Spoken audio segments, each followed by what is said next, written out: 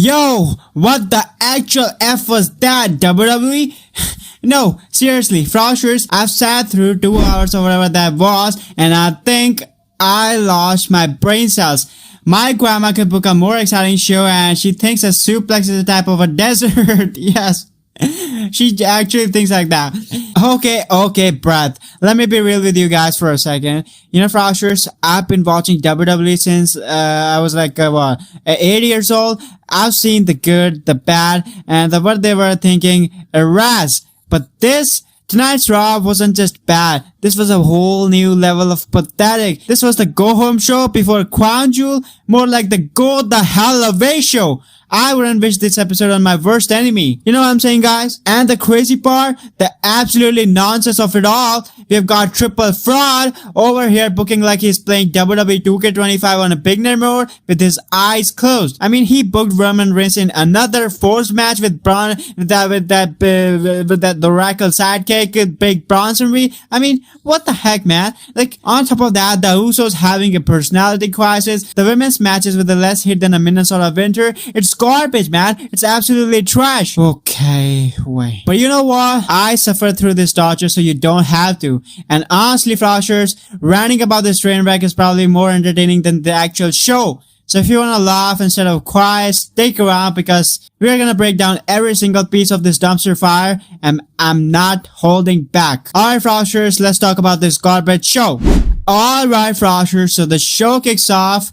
Wait. No, let me set the scene properly. So, Froxers, I'm sitting there with my snacks, right?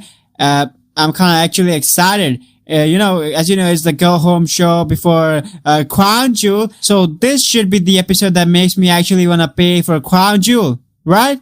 And what do we get? Dallas, Texas, acknowledge me. I'm Roman Reigns. Groundbreaking stuff. Real cutting edge promo work there. Then out comes Grandpa Paul Heyman, Oracle. I mean the Oracle looking as confused as the rest of us with his sidekick Big Bronson Reed, who looks like he just wandered in from catering. So afterwards, they just trash talk and blah blah blah blah blah blah. And the big conclusion here, there is a huge announcement here. Yeah. Roman Reigns versus Bronson Reed again.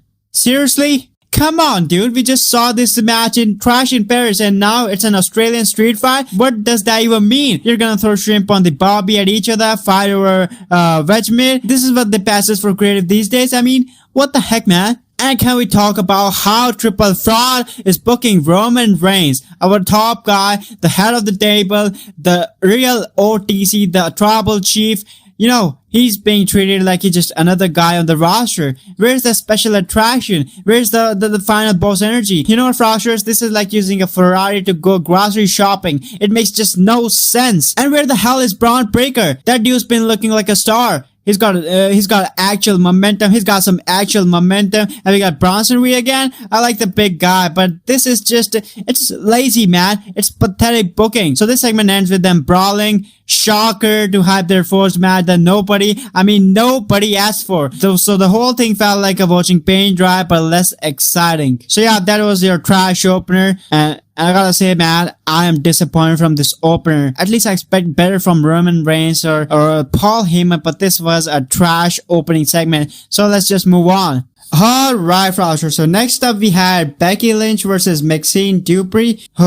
Now, Froxers, you know, I love Becky. We all love Becky, but this match, oh boy.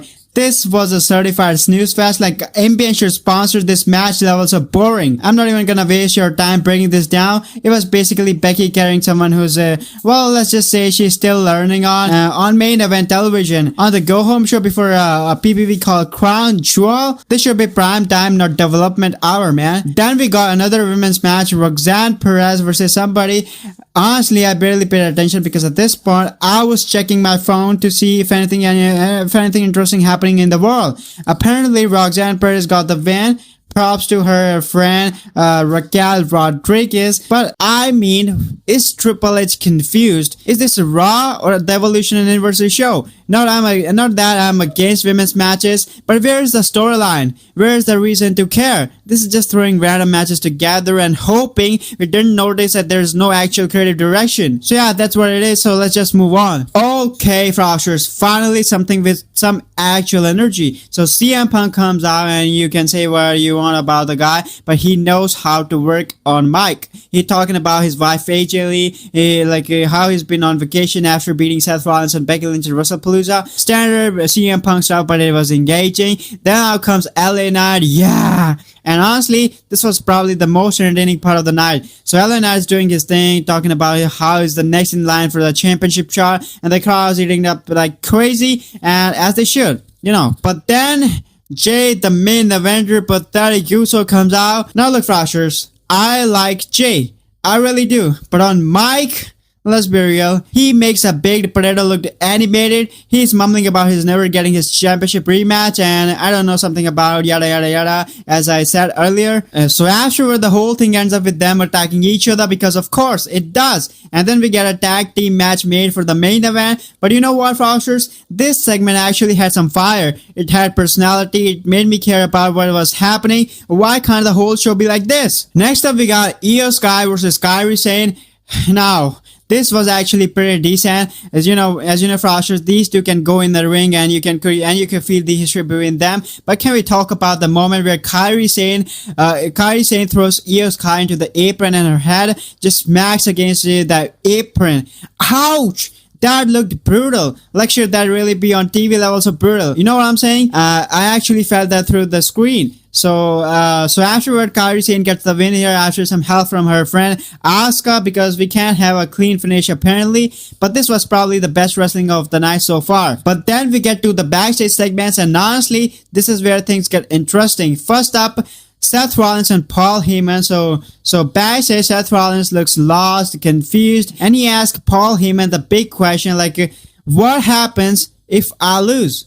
And Paul Heyman, the Oracle, drops his cryptic line if you lose, you'll regret why I choose you over Roman Reigns. Damn! Okay, now we are cooking with gas. You know what, Froxers? This feels like the beginning of something, maybe we are seeing the start of a split between these two. Maybe Seth goes his own way. This is kind of long-term storytelling I'm talking about. Why can't the whole show have this level of intrigue? And right after that, we get Roman Reigns and the Usos in a backstage segment. So Jay's basically arguing with Jimmy Uso, because of course he is. And Roman drops a line about when he chases the championship, he'll be like me, not like you, Jimmy Uso. Shots fired, man. This is the Roman I want to see, the manipulative cerebral tribal chief, not whatever the opening segment was. So let's just move on. Next up, we got AJ Styles, Penta, and Dragon Lee versus Finn Balor, JD McDonald's, and Dirty Dom. And you know what? This was actually good, legitimately good wrestling. You know what, Froxers? When you put these talented superstars in the ring and let them do their thing, magic happens. Who would have thought this? But then, the main event, and oh boy! The main event, CM Punk and LA Knight versus the Usos. Now let me set this up for you. So the Usos came out and immediately go to the heel corner, and I'm sitting there wait! What? These guys have been faces for months and the crowd loves them, and now they're suddenly acting like they're heels? It was awkward, it was confusing, and it just made no sense. So throughout this match, they're working heels, cheap shots, double team ups, and the whole deal. And it just feels, wrong. Watching your favorite teacher get arrested is uncomfortable. And then the ending, oh man, the ending was absolutely pathetic. After months of garbage finishes, we get another one that made me want to throw my remote at the TV. And I'm not even gonna describe it in details, because it would just piss me off all over again. Let's just say it was the perfect ending to this trash fire of a show. Unsatisfying, confusing, and lazy.